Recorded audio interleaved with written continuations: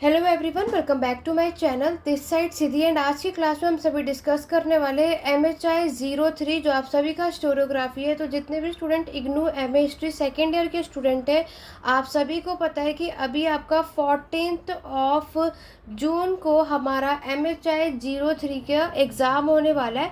और ये वाला जो सब्जेक्ट है आप सभी का कंपलसरी होता है, बाकी सब्जेक्ट में आपके पास ऑप्शन होते हैं। तो आज की क्लास में हम कम्प्लीटली MHI 03 हिस्टोरियोग्राफी यानी कि इतिहास लेखन के मैराथन हम कम्प्लीटली आज की क्लास में करने वाले हैं। अगर आपने कुछ भी नहीं पढ़ा है तो इस वीडियो के एंड तक ज़रूर बने रहना, बिना वीडियो को स्किप करें। अगर आपने इस एक वीडियो को देख लिया तो आप इजीली से 70 to 80% स्कोर कर लेंगे। तो चलिए ज़्यादा टाइम ना लेते हुए अपनी क्लास को स्टार्ट करते हैं। मेरे चैनल पर अगर फर्स्ट टाइम आए ज़रा सब्सक्राइब कर लो, बेल आइकन प्रेस कर लो ताकि आगे आने वाली वीडियो और नोटिफिकेशन अपडेट आप सभी को मिलते रहे। वीडियो पसंद आए तो लाइक शेयर करना बिल्कुल भी मत भूलिएगा। तो जैसे कि आपको पता है कि मैंने ऑलरेडी MHI 03 के इम्पॉर्टेंट क्वेश्चन आपको ऑलरेडी बता दिया है कि सबसे ज़्यादा क्वेश्चन किस वाले टॉपिक से पूछे जाते हैं। अगर आपने वो वीडियो नहीं देखी है तो आप लोग MHI 03 की प्लेलिस्ट में जा कर के चेकआउट कर सकते हो, लिंक डिस्क्रिप्शन बॉक्स में मिल जाएगा। तो अब बात करते हैं कि MHI 03 में अगर कोई क्वेश्चन पूछा जाएगा तो क्या करना है। देखो, सबसे पहले मैंने आपको ब्लॉक फर्स्ट बताया था, तो ये वाला ब्लॉक हमारा 30 मार्क्स का है, यानी इस ब्लॉक से आपके एग्जाम में 2 क्वेश्चन पूछे जाते हैं। ये मैंने आपको ऑलरेडी बताया था, राइट। इसमें से सबसे पहला जो आपका चैप्टर है, आपके चैप्टर का नाम है जर्नलाइजेशन यानी कि सामान्यकरण।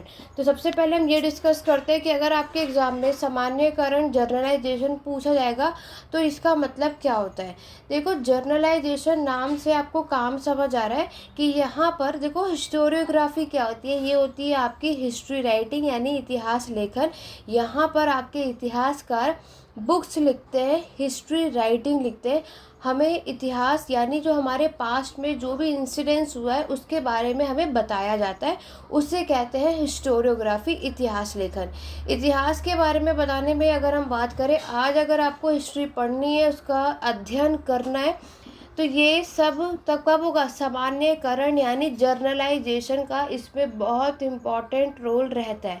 यहाँ पर अगर हम बात करेंगे तो यहाँ पर जर्नलाइजेशन के बगैर आज मैं आपको बताऊँ तो कोई भी हिस्टोरियन आपकी हिस्ट्री राइटिंग नहीं लिख सकता, ठीक है। जैसे कि आज हमें कोई भी इतिहासकार कोई भी डेट बताते हैं, कोई भी इंसिडेंट्स बताते हैं, तो वो सब क्या होगा कि जब उन्होंने ये सारी चीज़ें जर्नलाइज की होगी, अगर वो इस जर्नलाइजेशन सामान्यकरण के थ्रू नहीं करेंगे तो सब कुछ बिखरा हुआ होगा, ठीक है। तो उससे क्या होगा कि हमें कोई भी चीज़ क्लियर नहीं होगी। इसीलिए सामान्यकरण का मतलब क्या होता है, ये आपकी एक ऐसी प्रक्रिया, ऐसी प्रोसेस है जिसके थ्रू इतिहासकार क्या करते हैं, फैक्ट को समझते हैं। तो पहला पॉइंट हमें क्या समझ आया, आपके तथ्यों को समझते हैं, फैक्ट को समझते हैं, मतलब खुद समझ जाते हैं, तो अपने तरीक़ों से वो सामने वालों को पेश करते हैं, ठीक है। जैसे कि आज मैं ये क्लास दे रही हूँ तो ऑब्वियस है एक टाइम ऐसा भी होगा कि मैंने भी ये सारी चीज़ें पढ़ी होंगी, तो पहले मैंने जब ये चीज़ें पढ़ी, कवर किया, तो जब वो मैंने खुद समझ लिया तो आज मैं उसको आपके सामने अपने तरीके से पेश कर रही हूँ ताकि ये सारी चीज़ें आपको ईजिली से समझ में आ जाए, ठीक है। तो ये चीज़ें आपको याद रखनी है। तो जर्नलाइजेशन में क्या होता है कि हमारे इतिहासकार, हमारे हिस्टोरियन फैक्ट को देखते हैं, आपके डाटा को कलेक्ट करते हैं यानी कि क्लासीफाइंग डाटा, और यहाँ पर क्या करते हैं, ये लोग कंपैरिजन भी करते हैं, एक दूसरे की तुलना भी करते हैं कि यहाँ पर क्या क्या चीज़ें सिमिलैरिटीज़ मिलती है, क्या डिससिमिलैरिटीज़ मिलती है, ये सारी चीज़ें आपको बतानी है। क्लियर। चलो, उसके बाद अगर हम बात करें तो जर्नलाइजेशन में आज क्या है, आपको एक पर्सन का नाम याद रखना है, वो है आपके मार्क ब्लॉच। मार्क ब्लॉच ये एक हिस्टोरियन है जिन्होंने आपके जर्नलाइजेशन के बारे में बताया और इसको पूरा कवर किया था। इसमें इन्होंने आपको उदाहरण, एक एग्जांपल दिया गया है कि यहाँ पर इसको किस तरीके से पेश किया गया है, आपके कास्ट और आपके रिलीजन में, जो धर्म होते हैं ना, इसके थ्रू मतलब आज हम जब कभी किसी भी लीडर या फिर नेता की, उसकी जाति यानी उसकी कास्ट, उसका धर्म यानी कि उसके रिलीजन की बात करते हैं, तब हम उसके सामान्यकरण कर रहे होते हैं, मतलब हम उनका जर्नलाइजेशन कर रहे होते हैं। क्योंकि क्या, तब हम उनकी कास्ट देखते हैं और रिलीजन, तो ये आप उसको जनरलाइजेशन तो कर रहे हो, आपने उसको क्लासिफाई किया, ठीक है, आप यहाँ चीज़ें एनालाइज कर रहे हो, समझ रहे हो कि अच्छा ये इस कास्ट का है, ये इस रिलीजन का है, इसे कहते हैं। तो आपके जर्नलाइजेशन का मतलब क्या होता है कि यहाँ पर जर्नलाइजेशन करने से ये होता है कि ये आपके हिस्ट्री को और भी इंटरेस्टिंग बनाता है। यहाँ पर ये हमारी जर्नलाइजेशन जो है फैक्ट को डिस्कवर करने में, खोजने में हेल्प करता है। ये हमें बताता है कि हमारे पास्ट में जो भी इंसिडेंट्स, घटनाएं हुई हैं, वो कौन कौन से समय पर हुई हैं, उसके सारे फैक्ट। तो यहाँ पर जो इतिहासकार है उसके सच्चाई पर जाते हैं, ठीक है। क्योंकि देखो, हमें एक चीज़ पता है कि इतिहास में हम कभी भी कोई भी चीज़ पढ़ते हैं तो वो 100% श्योर नहीं होता है, क्योंकि इतिहासकार भी उस टाइम पर नहीं होते। इसलिए आज हम कोई भी मैक्सिमम चीज़ें पढ़ते हैं तो हमें उसके सोर्सेज मिलते हैं, ठीक। तो ये तो हो गया आपका मतलब। अब आपके एग्ज़ाम में जर्नलाइजेशन क्या होता है, तो ये सारी चीज़ें आप बता सकते हो कि जर्नलाइजेशन जो है यहाँ पर तब होता है जब हम कोई भी फैक्ट को समझते हैं, उसके आंकड़ों को समझते हैं, ये घटना कब होती है उसको समझते हैं, जब हम किसी भी पास्ट के जो डॉक्यूमेंट्स हैं उसकी सब चीज़ों की हेल्प लेकर और ये सारी चीज़ें एनालाइज करते हैं और तब बताते हैं कब क्या कौन सी चीज़।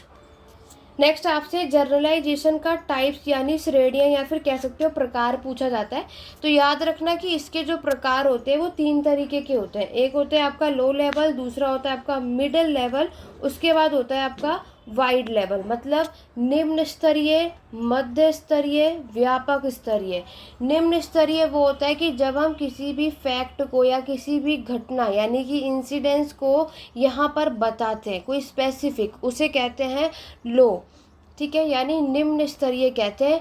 एक एग्जांपल मैं आपको बताती हूँ कि अगर यहाँ पर कोई भी इंसिडेंस होता है और हम उसको एक पॉलिटिकल इंसिडेंस के उसमें देखते हैं, ठीक है, लाइक अगर हम किसी भी पर्सन की विशेष की वो किस सोसाइटी से है, उसकी कौन सा कास्ट है, उसकी कौन सी रिलीजन है, अगर हम उसको उससे जोड़कर देखेंगे तो ये इंसिडेंस आपकी लो कहलाती है, यानी निम्न स्तरीय यानी लो लेवल कहलाती है।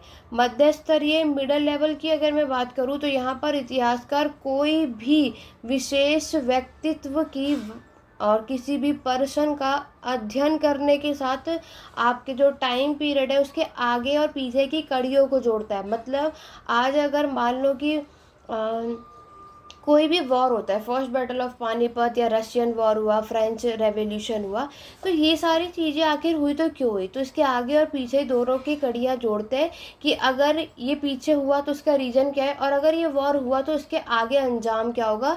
सबको जो जोड़ करके यहाँ पर कहानी बताई जाती है उसे कहते हैं मिडल लेवल यानी मध्य स्तरीय। व्यापक यानी वाइड लेवल की अगर मैं बात करूँ तो यहाँ पर इतिहासकार पूरे यानी हमारे इतिहास को आपके इकोनॉमिक, पॉलिटिकल, सोसाइटी, कल्चर, इन सारी चीज़ों पे अध्ययन करता है, उसको स्टडी करता है, उसे कहते हैं वाइड लेवल पे। तो अगर जर्नलाइजेशन का टाइप पूछा जाए तो ये तीनों आपको एक्सप्लेन करने। और आपके वाइड जर्नलाइजेशन में यानी कि आपके अगर मैं बात करती हूँ कि हमारे इस वाले में और क्या क्या होता है, आपके कुछ हिस्टोरियंस हैं, जैसे कि आप यहाँ पर कार्ल मार्क्स का नाम याद रख सकते हो। नेक्स्ट हम बात कर सकते हैं रोमीला थापड़, ठीक है, R S Sharma, D D Kosambi, Irfan Habib. तो ये सारे हिस्टोरियंस हैं जो कि आपके वाइड जर्नलाइजेशन की बात करते हैं। तो या तो एग्ज़ाम में टाइप्स पूछे जाते हैं या तो आपके एग्ज़ाम में इसका रोल पूछा जाता है कि आपके जर्नलाइजेशन सामान्यकरण की भूमिका क्या है। तो भूमिका अगर पूछेंगे तो क्या लिखना है वो समझो। देखो, भूमिका में यहाँ पर क्या बताया गया है कि यहाँ पर कोई भी हिस्टोरियंस है वो अपने अकॉर्डिंगली सारी चीज़ें बताते हैं, ठीक है। जैसे कि मैंने आपको क्या बताया कि आज अगर मैंने ये टॉपिक पहले समझ लिया है तो मैं जितनी भी अपनी क्षमता के अकॉर्डिंगली जो भी चीज़ें आपको ईजिली वे में बता सकती हूँ तो वो चीज़ मैं पूरी बताने की आपको कोशिश कर रही हूँ। मैं यहाँ पर पूरी मैंने क्या किया है कि मैंने सारी चीज़ें एनालाइज किया है, उसका विश्लेषण किया है, ठीक है, सारी बुक्स देखी हैं, इधर से देखी देखी है, उधर से पढ़ा है, वीडियोस देखी है, नोट्स पढ़ा है, बुक्स देखी है, एक ही बुक से नहीं 2-3 बुक से किया है, तब जाकर हमने इसको कॉन्सेप्ट को समझा और फिर जाके ओवरऑल आखिरकार इस टॉपिक का मतलब क्या निकल कर आया वो मैंने आपके सामने पेश कर दिया। ठीक है, इसी तरीके से जो हिस्टोरियंस है, इतिहासकार हैं, वो क्या करते हैं, आपके जो न्यू फैक्ट है, नए जो तथ्य होते हैं और जो नए नए सोर्सेज होते हैं उसको खोजने की कोशिश करते हैं।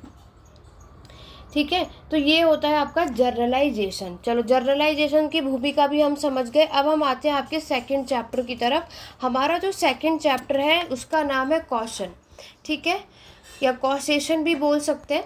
ये भी बहुत इंपॉर्टेंट है। देखो, इन तीनों चैप्टर में से कोई भी 2 आ सकता है, वो क्या आएगा इसकी कोई श्योरिटी नहीं है, तो मैं सभी को सजेस्ट करूँगी कि ये सभी के सभी पढ़कर ज़रूर जाओ।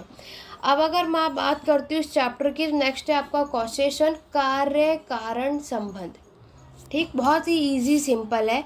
अगर मैं बात करूं कि सेकंड चैप्टर का मतलब क्या है, कारण कार्य संबंध, इट मीन्स यहाँ पर अगर कोई भी इतिहास में कोई भी घटना अगर घटित हुई है तो ऑब्वियस है उसके पीछे कोई ना कोई कॉज, कोई ना कोई कारण ज़रूर है। तो इस ओवरऑल पूरे चैप्टर में क्या है, आज हम कोई भी टॉपिक पढ़ते हैं, कोई भी वॉर के बारे में पढ़ते हैं, तो हमने उसमें एक चीज़ पढ़ी है कि कोई किसी के भी पीछे एक ही रीज़न नहीं होता है। यहाँ पर आपकी सोशल, इकोनॉमिक, पॉलिटिकल सब पर उसका असर पड़ता है। क्योंकि आज अगर कोई भी युद्ध लड़ा जा रहा है, कोई भी क्रांति हो रही है, तो उसके पीछे एक का कारण नहीं होता, सामाजिक भी होता है, राजनीतिक भी होता है, आर्थिक कारण भी होता है। ये सब आपको कॉसेशन, कार्य कारण संबंध में लिखना है। इसके अंदर आपको जिसका नाम याद रखना है, तो एक हिस्टोरियन से आपके कार, ठीक है, और एक है आपके कलिंगवुड। ठीक है, कलिंगवुड। तो कलिंगवुड और कार, ये 2 इतिहासकार आपको इस कॉसेशन, कार्य कारण संबंध में याद रखना है। एग्जाम्पल दे देना कि रिवॉल्ट ऑफ 1857 जब होता है तो उसके पीछे का कारण क्या होता है, इसके पीछे का कारण सोशल, इकोनॉमिक, पॉलिटिकल कॉजेज सबको ठहराया जाता है। तो ये सारी बातें आप बता सकते हो। ठीक है, तो ये आपको इसमें लिखना है। और भी स्टोरियंस है। HR कार का नाम तो मैंने आपको बता दिया, का पूरा नाम भी याद ना हो तो ये भी लिख सकते हो। तो कार ने भी बहुत सारी चीज़ें बताई और इन्होंने आपके इतिहास का अध्ययन किया और यहाँ पर कि कोई भी चीज़ किस कारण से हुई है ये भी सारी चीज़ें बताई। ठीक है, क्योंकि आपको पता है कि कोई भी पास्ट में अगर चीज़ें होती तो ऑब्वियसली उसका असर हमें प्रेजेंट में भी देखने को मिल सकता है। तो अगर वो चीज़ हुई तो उसके पीछे कोई ना कोई कारण है। जैसे आज आपने MHI फर्स्ट ईयर में पढ़ा कि जब हमने रशियन रेवोल्यूशन, फ्रेंच रेवोल्यूशन पढ़ा, क्या वो सडनली हुआ था? नहीं। फर्स्ट वर्ल्ड वॉर हुआ, सेकेंड वर्ल्ड वॉर हुआ, क्या वो सडनली हुआ था? नहीं। उसके पीछे कोई ना कोई कारण था जिसके वजह से पहले से वो चिंगारी लग चुकी थी, आग बाद में लगी, इस वजह से ये सारी चीज़ें हुई। ठीक है, तो ये था हमारा सेकेंड चैप्टर, कॉसेशन यानी कार्य कारण संबंध। नेक्स्ट है हमारा थर्ड यूनिट। थर्ड यूनिट आजकल ज़्यादा रिपीट कर रहे हैं आपके। इस चैप्टर का नाम है ऑब्जेक्टिविटी यानी वस्तुपरकता, एंड आपका इंटरप्रिटेशन यानी कि आपके व्याख्या। मतलब वस्तुपरकता और व्याख्या हमारा ये थर्ड यूनिट है। चलो, थर्ड यूनिट से क्वेश्चन आएगा तो क्या करना है उसके बारे में बात करते हैं। थर्ड यूनिट में क्या है कि यहाँ पर ये बताया जाता है कि जब पास्ट में कोई भी घटना हुई तो यहाँ पर हमारे जो इतिहासकार हैं उन्होंने इसका मतलब निकाला। ठीक है, यहाँ पर उन्होंने क्या करा, कोई भी अगर चीज़ होती है तो यहाँ पर इन्होंने ये पूरी कोशिश करी कि इन्होंने ये बताया कि आज सोसाइटी यानी सामाजिक दबाव या फिर राजनीतिक प्रभाव यानी पॉलिटिकल इफेक्ट पड़ता है। ठीक इसी वैसे ही इतिहासकार, एक बात याद रखना, कभी भी हिस्ट्री राइटिंग मेंशन करते हैं तो उसमें वो भेदभाव, पक्षपात, ये सारी चीज़ें नहीं करते। ठीक है, क्योंकि वो सब कुछ वही बताते हैं कि इसके साथ ऐसा हुआ, उसके साथ ऐसा हुआ। ये लोग ऐसे नहीं है कि इन्होंने इसके बारे में नहीं बताया, इसके बारे में वो नहीं बताएंगे। तो यहाँ पर आपके ऑब्जेक्टिविटी में क्या है, संतुलन, बैलेंस बनाने के लिए, न्याय, इंसाफ दिलाने के लिए पूरी कोशिश की जाती है। और यहाँ पर सोसाइटी में किसके साथ क्या हो रहा है वो सारी चीज़ें बताई जाती हैं। ठीक है, और साथ में आपको क्या करना है, ये भी इसमें आपकी वस्तुपरक ऑब्जेक्टिविटी में ये बताया जाता है कि कौन सी चीज़ों को कब हमें बताना है। लाइक आज हम पढ़ते हैं स्टोन एज, आपके bronze age, copper age, iron age. तो यहाँ पर आपने हर एक चीज़ों को पढ़ा, तो यहाँ पर क्या किया गया, आपके टाइम पीरियड को निकाला गया कि ये कितने टाइम पुराना है ना। तो सारी चीज़ें एनालाइज की गई, ऑब्जर्व की गई, फैक्ट यानी डाटा कलेक्ट किया गया, तब जाकर वो कोई भी चीज़ों पर अंजाम देते हैं। तो यहाँ पर जब हमें कोई भी सोर्सेज मिलते हैं, उन्हें प्रमाण मिलते हैं, तब जाकर इतिहासकार अपनी बुक यानी हिस्ट्री राइटिंग में लिखते हैं। अब हम बात करेंगे आपके नेक्स्ट ब्लॉक की। तो सेकंड ब्लॉक की अगर हम बात करते हैं तो इसमें भी आपके 3 यूनिट है। ये ब्लॉक भी मैंने आपको 30 मार्क्स का बताया था। यहाँ से भी आपके एग्जाम में 2 क्वेश्चन पूछे जाते हैं, ठीक है। चलो, अगर यहाँ से पूछा जाएगा तो क्या करोगे। अब हम बात करते हैं यूनिट 4। आपके चैप्टर का नाम है ग्रीक रोमन ट्रेडिशन, यानी ग्रीक यूनानी या फिर ग्रीक रोमन परंपरा कह सकते हैं हिंदी मीडियम में, ठीक है। तो मैं यहाँ पर हिंदी में भी साथ में एक्सप्लेन कर रही, तो उसको समझना है आप सभी को। ग्रीक रोमन ट्रेडिशन अगर आपसे पूछा जाएगा तो जैसे कि आप सभी जानते हैं कि ग्रीक से कौन थे, आपके हेरोडोटस। और हेरोडोटस को कौन नहीं जानता अगर हम हिस्ट्री इतिहास पढ़ रहे हैं, जिन्हें आप इतिहास का जनक यानी फादर ऑफ हिस्ट्री के नाम से जानते हो। तो आज अगर आपकी कोई भी ग्रीक के बारे में अगर हमें आज कुछ भी चीज़ें या कोई भी बातें पता चली है तो वो किसके थ्रू से पता चली है, हेरोडोटस। तो हेरोडोटस एक इम्पॉर्टेंट इतिहासकार, इम्पॉर्टेंट हिस्टोरियन है, जिन्होंने हमें ग्रीक साम्राज्य यानी ग्रीक के बारे में हमें बताया, ठीक है। यहाँ पर ग्रीक रोमन ट्रेडिशन की अगर हम बात करें तो हेरोडोटस आपको याद रखना है, और साथ में इन 2 हिस्टोरियन का नाम आपको याद रखना है जो कि आपको ग्रीक के बारे में बताते हैं, ठीक। और 2 हिस्टोरियन का नाम याद रखना है, ये दोनों आपको ग्रीक के बारे में बताते हैं, और 2 लोग आपको रोमन के बारे में बताते हैं, जिसका नाम है लिवी और एक का नाम था टैकिटस। यस, ये दोनों के दोनों हैं जो कि आपके ग्रीक और रोमन के बारे में, ये दोनों चारों इतिहासकार हैं ओवरऑल देखा जाए तो। और यहाँ पर इन दोनों ने जो भी कुछ बातें बताई हैं, कौन सी लैंग्वेज में लिखा है इन्होंने, ग्रीक भाषा में। और इन लोगों ने जो कुछ भी बताया इन्होंने लैटिन भाषा में बताया, ठीक है, रोमन के बारे में। ये जो इन्होंने ग्रीक का टाइम पीरियड बताया वो 5वीं सेंचुरी यानी 5वीं शताब्दी ईसा पूर्व का बताया है। और रोमन एम्पायर की अगर हम बात करें तो यहाँ पर 1ली शताब्दी ईसा पूर्व से लेकर के 1ली शताब्दी ईस्वी तक के बारे में बताया है। रोमन एम्पायर को इन्होंने गोल्डन एज, ठीक है, या गोल्डन यानी स्वर्ण काल के नाम से भी बोला है, और इसको साथ में अगस्तर एरा भी बोला जाता है, ठीक है। तो ये चीज़ आपको याद रखनी। तो ये आपके लिवी और टैकिटस और क्या बताते हैं कि किस तरीके से रोमन साम्राज्य जो है आपके एशिया, यूरोप, अफ्रीका हर जगह ये फैल जाता है। ये सारी बातें ये लोग लिवी और टैकिटस बताते हैं। और जो ग्रीक के हिस्टोरियन है वो आपको बताना है कि किस तरीके से ग्रीक और पर्शियन के बीच में, ग्रीक और इंडिया के बीच में वॉर हुआ था। वो सारी चीज़ें उसकी सारे इतिहासकार ने जो कुछ भी हिस्ट्री राइटिंग में बताया वो सब ग्रीक के बारे में इन्हीं दोनों हिस्टोरियन ने बताया। क्लियर हो गया। चलिए आगे हम बात करते हैं आपके नेक्स्ट चैप्टर की तरफ। हमारा जो नेक्स्ट चैप्टर है वो है यूनिट 5। यूनिट 5 है हमारे चाइनीज़ हिस्टोरियोग्राफी यानी कि चीन का इतिहास लेखन। ये चैप्टर भी बहुत इंपॉर्टेंट है, बट यहाँ पर क्या होगा, चाइना के इतिहासकार आपको देखने को मिलते हैं। तो चाइना के इतिहासकार की अगर मैं बात करूं तो ऑब्वियस है कि यहाँ पर जो हमारे हिस्टोरियंस है वो चीन में चाइना के हिस्ट्री राइटिंग के बारे में हमें बताते हैं, ठीक है।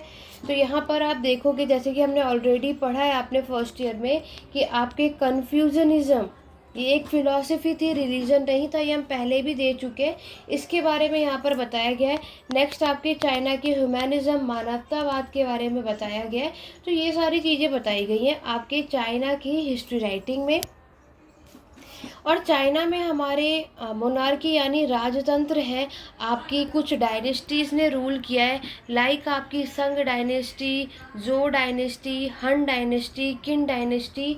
तो ये सारी डायनेस्टी थी यहाँ पर बताया गया। और इसमें ये भी बताया गया है कि इसके बाद चाइना जो है बहुत ज़्यादा गरीब हो जाता है, क्योंकि किस वजह से, जब ये कोई बैटल लड़ते हैं ना, युद्ध लड़ते हैं, तो इसी वजह से चाइना की जो डायनेस्टी है वो डिक्लाइन हो जाती है जब चाइना किसी भी युद्ध में हार जाता है। तो चाइना की हिस्ट्री राइटिंग यानी ऑफिशियल हिस्ट्री की अगर हम बात करें तो ट्रेडिशनल चाइना की इतिहास लेकर आज हम बात करें तो सबसे पहले आपकी जो चाइना की हिस्टोरियोग्राफी लिखी गई है वो ऑफिशियल लिखी गई है, बाद में उसे स्पॉन्सर्ड किया गया है। हर एक इतिहासकार के बारे में बताया गया है कि किस इतिहासकार ने कितने लंबे समय तक अपनी डायनेस्टी पर रूल किया था और चीन की सभ्यता को आगे तक अच्छे अदर देशों तक फैलाया था।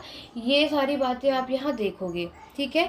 बहुत सारे हिस्टोरियन हैं जो कि आपकी जो और भी डायनेस्टी थी, लाइक आपने सुना होगा तंग डायनेस्टी, सोंग डायनेस्टी, इसको भी पॉइंट आउट किया और इस डायनेस्टी के समय पर जो भी रूलर ने रूल किया था उनकी लिमिटेशन, उनकी कमियां भी बताई। तो यहाँ पर उस टाइम में अगर मैं आपके हिस्टोरियन का नाम बताऊँ तो उनका नाम था सिमा गुआंग। देखो ये चैप्टर अगर आप लोग करोगे तो आपको यहाँ पर हिस्टोरियंस के नेम ऑब्वियस है, इस पूरे ही बुक में हिस्टोरियन का नेम बहुत इंपॉर्टेंट है, इसके बारे में याद करना ही पड़ेगा।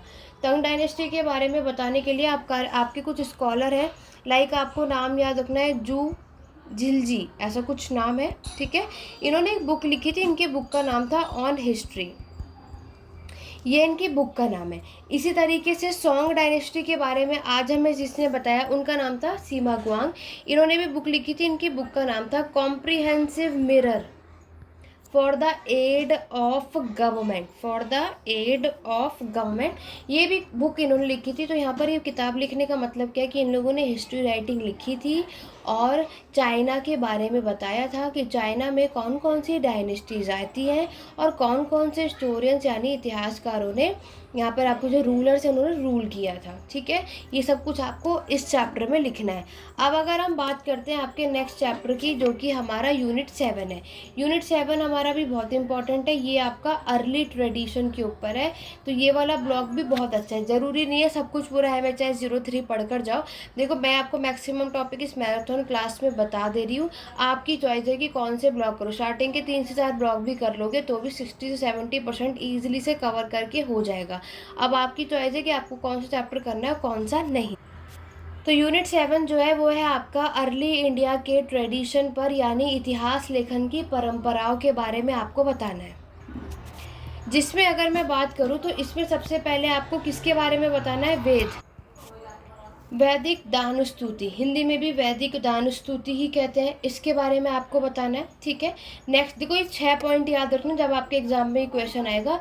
ये जो चैप्टर आता है द एपिक, उसके बाद आपको पुराण याद रखना है, ठीक है। उसके बाद आपको चरिता याद रखना है, उसके बाद आपको लिखना है प्रशस्ति। ये वाला जो चैप्टर है याद रखना 10 और 20 मार्क्स दोनों में आता है। तो 10 में है या 20 में है, आपको ये 6 के 6 पॉइंट मेंशन करने ही करने हैं, कलहन और उसका राज तरंगिणी। देखो 10 मार्क्स में अगर ये क्वेश्चन आता है तो आपको शॉर्ट में इसको करना है और ऑब्वियस है 20 में आएगा तो ये, बट पूरी कोशिश करना कि आप लोग यहाँ पर क्या करें, इन सब के बारे में आपको बताना है। देखो अगर हम आपके वेद की बात करते हैं तो वेद में क्या होता है, वेद का मतलब ही होता है आपका प्रेज ऑफ गॉड, जहाँ पर हम भगवान की प्रशंसा करते हैं, ठीक है। ये आपको वैदिक दानुस्तुति भी बताना है कि जब हमारे यहाँ पर इतिहासकार हैं उन्होंने आपकी जो भी घटनाएं हुई थी उसको यहाँ पर पेश किया था, ठीक है। किस में पेश किया, आपके पीरियड में, यानी टाइम पीरियड के अकॉर्डिंगली, कालो अनुक्रम के अनुसार इन्होंने सारी चीज़ें हमें यहाँ पर बताई थी। कि स्टार्टिंग में क्या होती थी कि लोग जो है वो दान दिया करते थे, आपको पता है ना, दान जैसे ब्राह्मणों को दिया जाता है, इसकी इम्पोर्टेंस ज़्यादा हमें देखने को मिलती है, ठीक, खास तौर से। और वो दान देता कौन था, तो वो आपके ब्राह्मण्स को मिलती थी और क्षत्रिय देते थे। तो ये उस टाइम पर ये सारी चीज़ें होती थी। नेक्स्ट है आपका एपिक, जिसमें आपको रामायण और महाभारत के बारे में बताना है। रामायण और महाभारत आप सभी को पता है कि महाभारत में और रामायण में किसकी कहानी होती है। तो यहाँ पर हमारे कुछ पुरातात्विक आर्कियोलॉजिकल सोर्सेज के अकॉर्डिंगली क्या बताया गया है कि रामायण में पूरे किसके बारे में बताया जाता है, आपके यस अयोध्या के बारे में। और महाभारत आप लोग पढ़ते हो तो आप किसके बारे में पढ़ते हो, हस्तिनापुर के बारे में, इंद्रप्रस्थ के बारे में मेंशन है।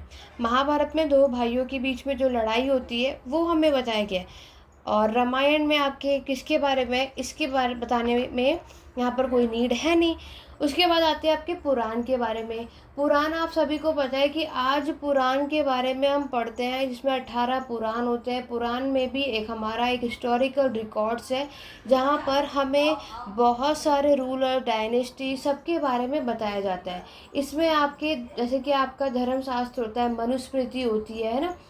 और ऐसा बोला जाता है कि हमारे जो पुराण है वो 2 कैटेगरीज में, कलयुग के बारे में बताता है और कलयुग के बाद पोस्ट कलयुग टाइम के बारे में भी ये बताता है। ये सारी बातें इसमें बतानी है। चरिता की अगर हम बात करें तो जैसे कि आपको पता है कि समुद्रगुप्त का प्रयाग प्रशस्ति, आज हम समुद्रगुप्त के बारे में प्रयाग प्रशस्ति पढ़ते हैं तो वो किस में पढ़ते हैं? इलाहाबाद पिलर इंस्क्रिप्शन में, ठीक है।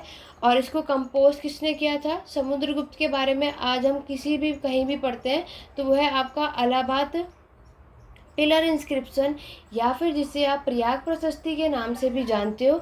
ये किसने करा था? इनके जो कोर्ट पोएट थे हरिसेन ने। उसके बाद समुद्रगुप्त के बारे में आपको ये याद रखना है, प्रशस्ति जो लिखी गई थी, कहा जाता है कौन सी भाषा में लिखी गई थी? आपके प्राकृत भाषा में। इसी तरीके से आपको पुलाकेशिन सेकंड रूलर के बारे में बताना है कि पुलाकेशिन सेकंड जो कि आपके चालुक्य के रूलर हैं, इनके बारे में, इनके जो कोर्ट पोएट थे उनका नाम था रवि कीर्ति। तो आज अगर आपको पुलाकेशिन जो कि चालुक्य के रूलर है इनके बारे में पढ़ना है, समझना है, जानना है तो रवि कीर्ति ने इनके बारे में बताया था। नेक्स्ट है आपका प्रशस्ति। प्रशस्ति मतलब क्या होता है? प्रेज, यानी इकोलॉजी होता है, यानी प्रशंसा करना। तो प्रशस्ति की अगर मैं बात करूँ तो आपके जैसे कि हम बुद्ध चरित्र के बारे में आप लोगों ने पढ़ा है। बुद्ध चरित्र जो है किसने कंपोज किया था? अश्वघोष ने। इसी तरीके से नेक्स्ट आपको याद रखना है हर्ष चरित्र की अगर मैं बात करूँ तो ये भान भट्ट ने किया था। इसी तरीके से नेक्स्ट आपको याद रखना है रामचरित्र। तो ये 3 चरित्र आपको याद रखना है, ठीक है। प्रशस्ति के बारे में अभी हम कर रहे हैं। प्रशस्ति मैंने आपको पहले पढ़ाया था, ठीक है। यानी जो ये समुद्रगुप्त आपको बताया ना कि आज हम किसी भी राजा की प्रशंसा के बारे में पढ़ते हैं, पुलाकेशिन सेकंड, ये सब हमने प्रशस्ति में पढ़ा है। चरिता में आपको किसके बारे में? बुद्ध चरित्र, हर्ष चरित्र और रामचरित्र के बारे में बताना है। क्लियर हो गया? दोबारा से क्लियर कर रही हूँ, किसी को कन्फ्यूजन नहीं होनी चाहिए। चरित्र में आपको ये तीनों चरित्र के बारे में मेंशन करना है। प्रशस्ति में समुद्रगुप्त यानी इलाहाबाद प्रशस्ति लिखी गई थी जो कि उनके कोर्ट पोएट हरिसेन ने लिखी थी। और पुलाकेशिन सेकंड के बारे में बताना है जो कि उनके कोर्ट पोएट रवि कीर्ति ने लिखी थी और इनके बारे में इनकी प्रशंसा तारीफें की थी ना। लास्ट है आपका कलहन और राजतरंगिणी। आज आपको पता है कि कलहन ने आपकी बुक लिखी थी राजतरंगिणी, ठीक है। और टोटल कितने उसमें लिखी थी? 12 बुक्स में, ठीक है। यहाँ पर वैसे 12 क्या, यानी 12th सेंचुरी में लिखी थी ओवरऑल अगर हम देखें। इन्होंने अपनी किताबें टोटल 8 पार्ट में लिखी थी, 8 किताबें में देखते हो। और इन्होंने अपनी बुक वर्सेस में कंपोज की थी। और यहाँ पर अगर हम इनकी बुक देखते हैं तो इनकी बुक को तरंग बोला जाता है। क्या बोला जाता है? तरंग। तो बुक्स ना लिख के आप लोगों को तरंग लिखना है। तो यहाँ पर इन्होंने आपकी पूरी कश्मीर के इतिहास के बारे में बताया था।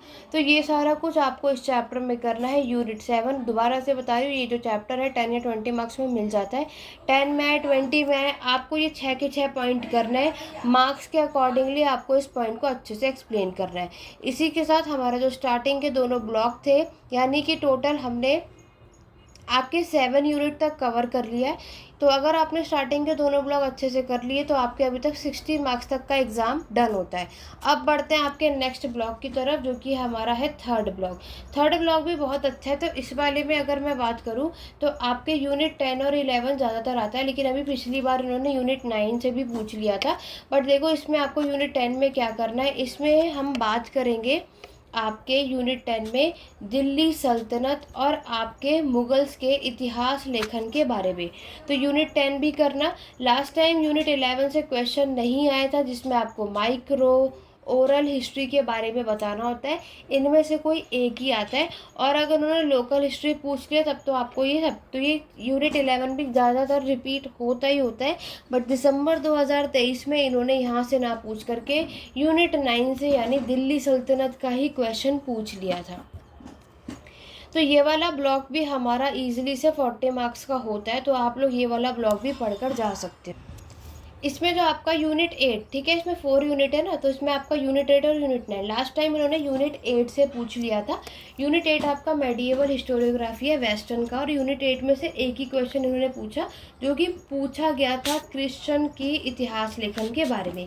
ईसाई धर्म का इतिहास लेखन हिस्टोरियोग्राफी लिखी गई थी। ये क्वेश्चन लास्ट टाइम पूछा गया है दिसंबर 2023 में। इससे पहले ये क्वेश्चन कभी आया नहीं है, बट अगर आएगा अगर दोबारा से, तो देखो क्या करना है। यहाँ पर अगर हम क्रिश्चियन के हिस्टोरियंस यहाँ पर आपको देखने को मिलते हैं, और आपको सब कुछ बताया गया कि जब तक हमारी सोसाइटी में क्रिश्चियन यानी ईसाई धर्म की शुरुआत नहीं होती है, प्री क्रिश्चियन पीरियड आपको देखने को मिलता है, तो वो सारी चीज़ें बताई गई।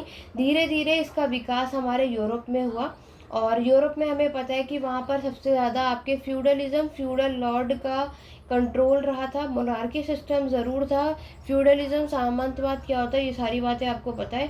तो यहाँ पर अगर हम क्रिश्चियन हिस्टोरियोग्राफी में देखोगे, तो यहाँ पर जो हिस्ट्री राइटिंग लिखी गई थी वो आपके मिडल एजिस या फिर मेडिएवल पीरियड, मध्य युग के बारे में बताया गया। तो जो हमारा मेडिएवल पीरियड है, वही पीरियड हमारा क्रिश्चियन के मॉन्क्स और इसके क्लर्जी के लिए सबसे ज़्यादा पॉपुलर माना जाता है। और यहाँ पर आज हम क्रिश्चियन की बात करते हैं, तो सभी को पता है कि जीसस क्राइस्ट का नाम आता है। तो सबसे ज़्यादा कि आज क्रिश्चियनिटी, ईसाई धर्म के बारे में जिसने हमें बताया, वो थे आपके जीसस क्राइस्ट। और क्रिश्चियन यानी ईसाई धर्म के लोग आपके चर्च में जाते हैं वर्शिप के लिए। इनकी जो बुक होती है वो बाइबल होती है। ये सारी बातें आपको पहले से पता है। यहाँ पर आपको कुछ हिस्टोरियंस के नेम याद करने होंगे, जैसे कि अगर मैं बात करूँ, एक आध मैं आपको बता दे रही हूँ। ओटो ने आपकी एक बुक कंपोज करी थी। इनकी बुक का नाम था द टू सिटीज़।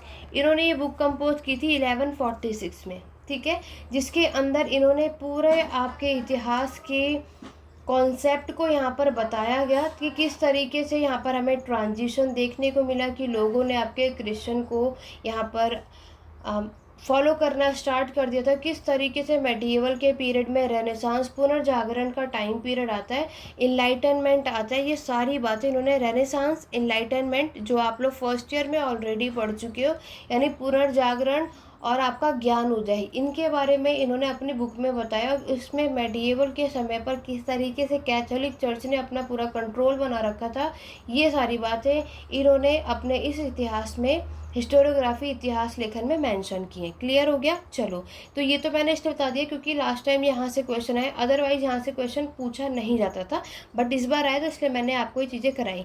अब मैं डायरेक्ट यूनिट 10 पर चल रही हूँ। देखो, यूनिट 10 में या तो दिल्ली सल्तनत आएगा या तो मुगल्स आएगा। दिल्ली सल्तनत और मुगल्स में किसी एक का इतिहास लेखन पूछा जाता है, तो मैं आपको दोनों के बारे में बता देती हूँ। दिल्ली सल्तनत, आपको पता है कि यहाँ पर जो हिस्ट्री राइटिंग दिल्ली सल्तनत में लिखी गई, वो कौन सी, आपके पारसी यानी पर्शियन भाषा में लिखी गई थी। यहाँ पर आपको टर्की, जब आपके 12th सेंचुरी में तुर्की आए थे या टर्की के लोग आए थे इंडिया में, तब अब से आपको देखने को मिलता है। और दिल्ली सल्तनत की शुरुआत किसी को बताने की ज़रूरत नहीं है, क्योंकि यहाँ पे 12th सेंचुरी में हुई थी। और मुगल्स की आपको पता है 16th सेंचुरी में, है ना, क्योंकि दिल्ली सल्तनत का जो टाइम पीरियड है 12 से 16 सेंचुरी का माना जाता है। आज जो आप दिल्ली सल्तनत के बारे में पढ़ते हो, उसमें जो हमें बहुत सारे वर्क काम देखने को मिलते हैं, तो वो कौन से नंबर में, सबसे पहले पर्शियन लैंग्वेज में, पर्शियन के बाद धीरे धीरे आप देखोगे अरेबिक भाषा में भी हमें सोर्सेज अवेलेबल हुए। उसके बाद आपको बताना है कि किसने कौन सी बुक लिखी, किस सुल्तान के बारे में बताया। लाइक मैं आपको बता देती हूँ, मोहम्मद बिन मंसूर। तो मोहम्मद बिन मंसूर ने आपकी एक बुक लिखी थी। इन्होंने आपके जो कुतुबुद्दीन ऐबक हैं, जिन्होंने अपनी कैपिटल लाहौर ही बनाकर रखा था, और किस तरीके से मोहम्मद गौरी ने सारी चीज़ें जीती थी, ये सब कुछ अपनी बुक में बताया था। इनकी बुक का नाम था सजरा-ए-अंसब, ये इनकी बुक है, ठीक है। इसी तरीके से नेक्स्ट आपको याद रखना है फ़क्र मुदाबिर। ये नेक्स्ट आपको देखने को मिलेगा। फ़क्र मुदाबिर की अगर हम बात करते हैं, तो ये बुक आपके लिखी गई थी आपके आदाब उल, ठीक है। तो ये कौन से रूलर को डेडिकेटेड थे? ये आपके जो सुल्तान थे ना, कौन? इल्तुतमिश। इल्तुतमिश के बारे में आपके सारा कुछ इस बुक में बताया गया था। इसी तरीके से आपने सभी ने पढ़ा होगा आपके मिनाज-ए-सिराज। मिनाज-ए-सिराज ने भी आपकी बुक लिखी थी, जिसके बुक के नाम आप सभी को, मैक्सिमम लोगों को पता होगा, तबाक़त-ए-नासिरी। तो ये सारी बुक में सारी चीज़ें मेंशन की गई और हमें दिल्ली सल्तनत के सुल्तानों के बारे में सारी चीज़ें बताई गई हैं।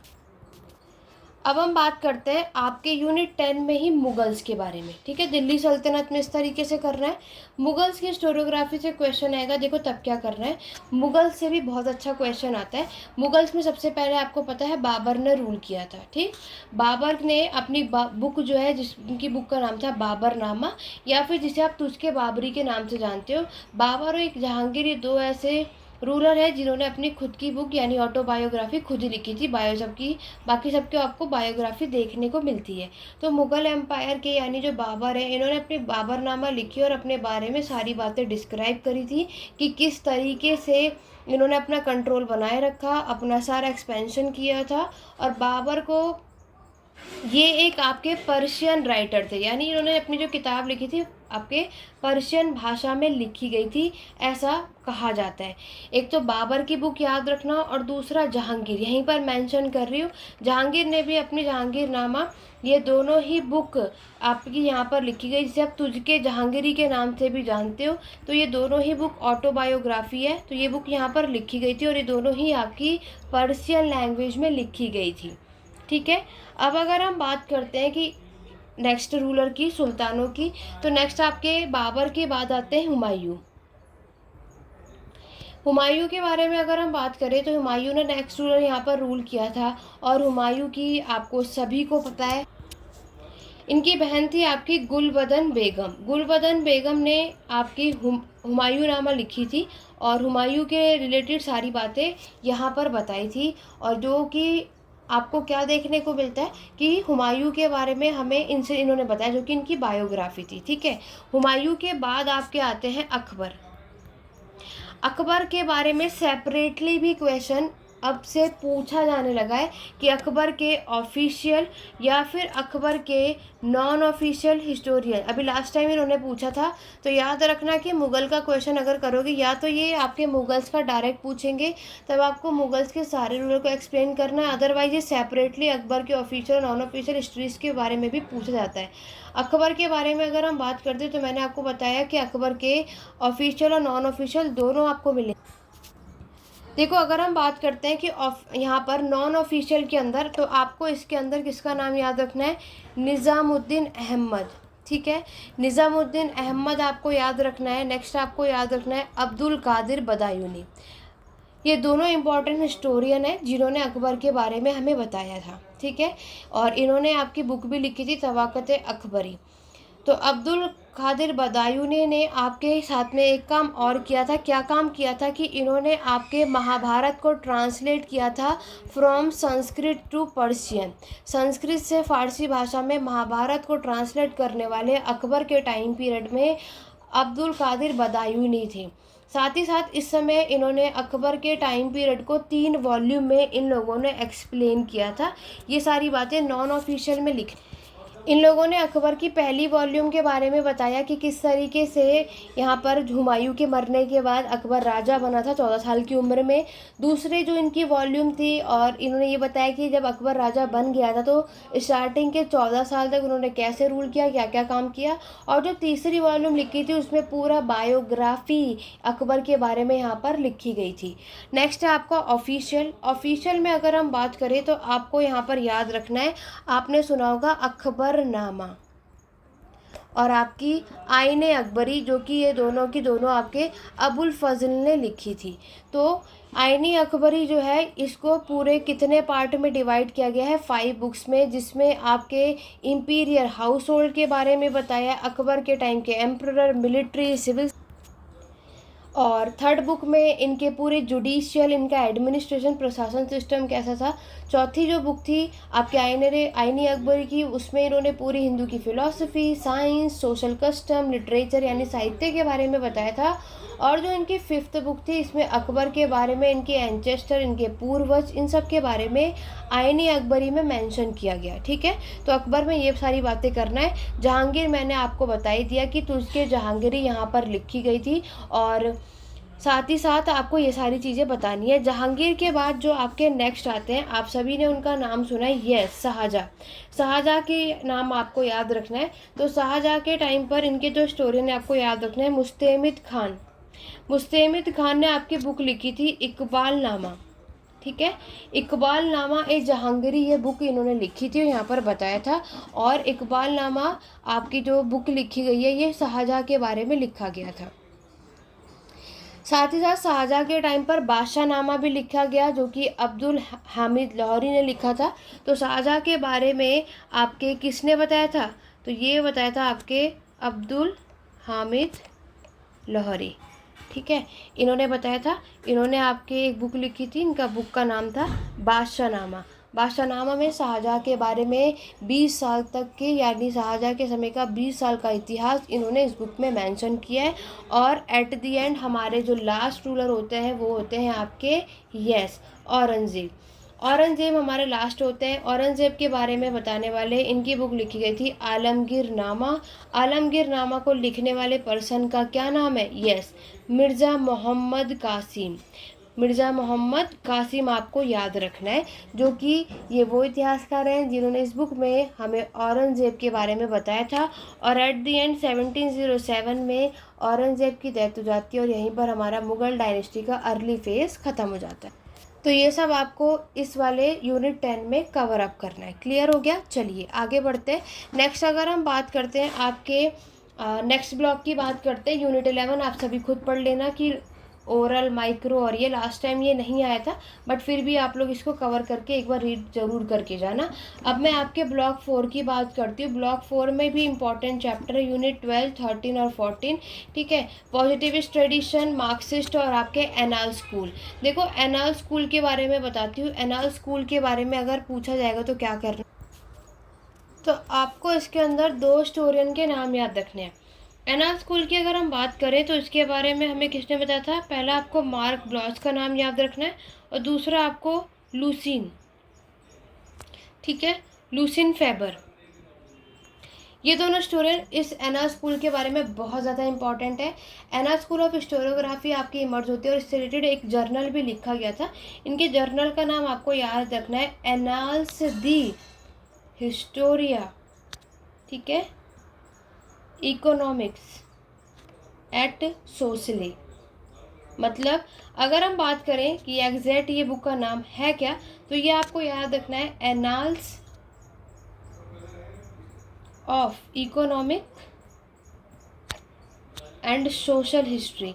अब आप सोचोगे कि मैम ने इतने सिंपल चीज़ को ऐसे लिखा, तो मैं आपको सजेस्ट करूँगी ये दोनों ही आपको नाम याद होने चाहिए, दोनों ही लिखना। ये बुक को, इस जर्नल को पब्लिश करने वाले थे मार्क ब्लॉच, और ये बुक उन्होंने जनवरी 1929 में पब्लिश किया था। तो ये दोनों स्टूडेंट का नाम आपको याद रखना है जिन्होंने इस जर्नल को पब्लिश किया था और हमें एनाल स्कूल के बारे में बताया था। अब मेन बात कर लेते हैं कि आखिरकार एनाल स्कूल में था क्या। एनाल स्कूल में इन इतिहासकार हिस्टोरियन का मानना था कि आज अगर कोई भी हिस्ट्री इतिहास पढ़ते हैं तो सिर्फ हम इतिहास के बेस पर नहीं पढ़ते, हम इसमें इकोनॉमिक, आर्थिक बेस पर भी पढ़ते हैं, हम इसमें सोशियोलॉजी यानी सामाजिक के बेस पर भी पढ़ते हो, आप इसमें राजनीतिक, पॉलिटिकल बेस पर भी हम इसको पढ़ते हैं, और आपके ज्योग्राफी, भौगोलिक के बेस पर भी पढ़ा जाता है।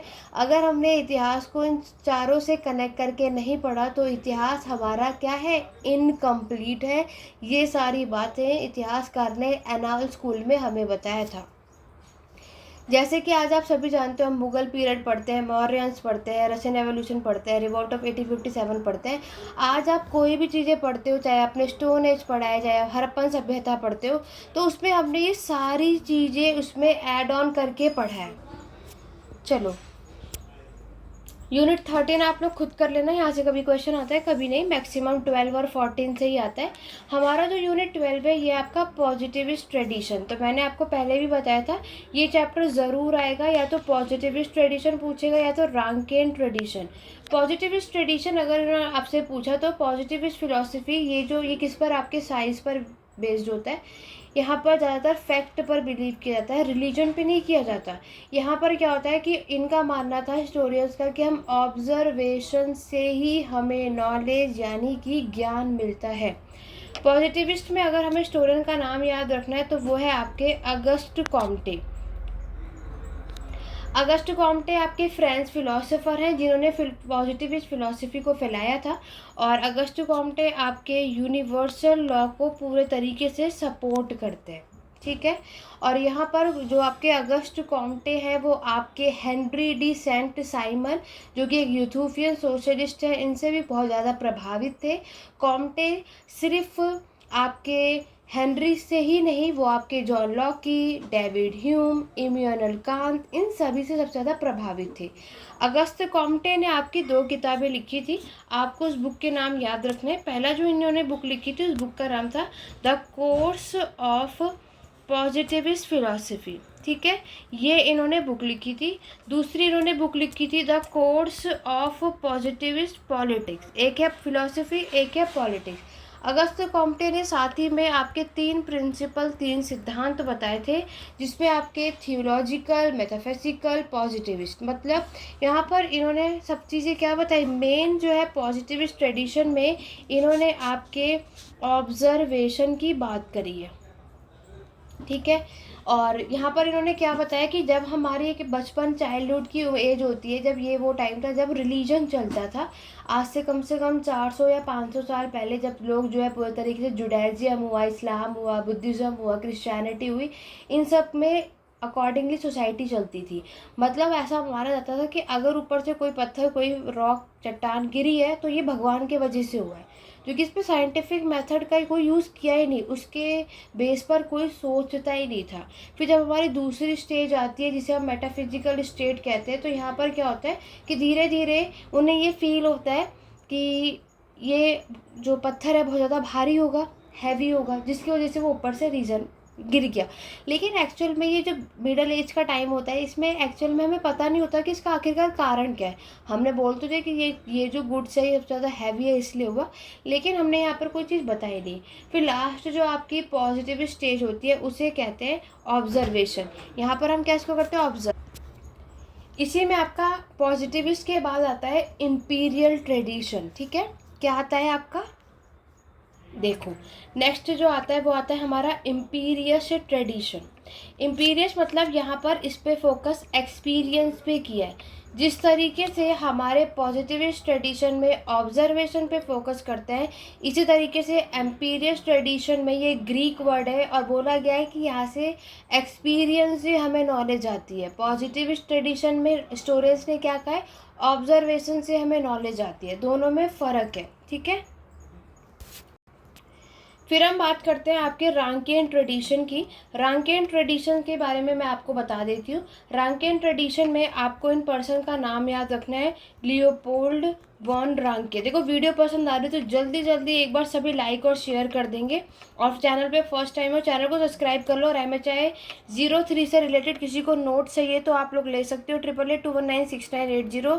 क्लासेस में सारी चीज़ मैंने एक्सप्लेन तो कर दी है, बट कैसे लिखना है, क्या पढ़ना है, अगर आपको समझ में नहीं आ रहा तो नोट्स अवेलेबल है हिंदी और इंग्लिश मीडियम के लिए। आप लोगों के लिए नोट्स सफिशिएंट होगा, इससे ज़्यादा कुछ और करने की नीड नहीं है। तो अगर आप में से कोई भी लेना चाहता है तो यहाँ पर इसको ले सकते हो। आज की क्लास में मैं आपको ये लास्ट जो है यूनिट, यानी जो हमारा ब्लॉक 4 है, यहाँ तक ही करेंगे। बाकी के जो पार्ट हमारे बच गए इसके ऊपर वीडियो आपकी कल आएगी पार्ट 2। तो उसके लिए मेरे चैनल पे बने रहो, चैनल सब्सक्राइब कर लो, बेल आइकन प्रेस कर लो, ताकि जब भी इसका पार्ट 2 जो चैनल पर अपलोड है उसकी नोटिफिकेशन और अपडेट आप सभी को मिलते रहे। तब तक अगर आप लोगों ने जहाँ तक इस वाली मैराथन क्लास में भी मैंने जो भी कुछ पढ़ाया है, इससे भी आप ईजिली से 60 to 70 या 80% भी स्कोर कर सकते हो, इसमें कोई डाउट है ही नहीं। क्योंकि हमारे जो स्टार्टिंग का जो फर्स्ट ब्लॉक वो 30 का था, सेकंड ब्लॉक 30 मार्क्स का, थर्ड ब्लॉक भी 40 मार्क्स का होता है, और फोर्थ ब्लॉक भी हमारा 20 मार्क्स में लेके चल रही है, अदरवाइज 30 भी हो सकता है। तो आप इसको अगर काउंट करेंगे तो आप देख सकते 100 से ज़्यादा मार्क्स आप यहीं कवर कर लोगे, ठीक है। बट मैं, अगर आप में से कोई भी ऐसा होगा जो यहाँ तक की चीज़ें क्लैरिटी नहीं है, कोई चैप्टर स्किप करना चाहता है, तो हम बाकी जो मैं इसका पार्ट 2 लेकर के आऊँगी, आप उसको ज्वाइन कर सकते हो। तो आप उस मैराथन क्लास के लिए चैनल सब्सक्राइब कर लो, लिंक डिस्क्रिप्शन बॉक्स में टेलीग्राम चैनल का, उसको ज्वाइन कर लो, ताकि क्लास जब भी चैनल पर अपलोड हो उसका नोटिफिकेशन अपडेट आप सभी को मिलते रहे। तो चलिए हम बात कर रहे थे रांके ट्रेडिशन की, जिसमें आपको लियोपोल्ड वॉन रांके का नाम याद रखना है। ये एक जर्मन हिस्टोरियंस थे। इनको बोला जाता है क्या, इन्हें बोला जाता है कि ये आपके मॉडर्न सोर्स बेस्ड हिस्ट्री के फाउंडर है, या फिर फादर भी बोला जाता है, फाउंडर।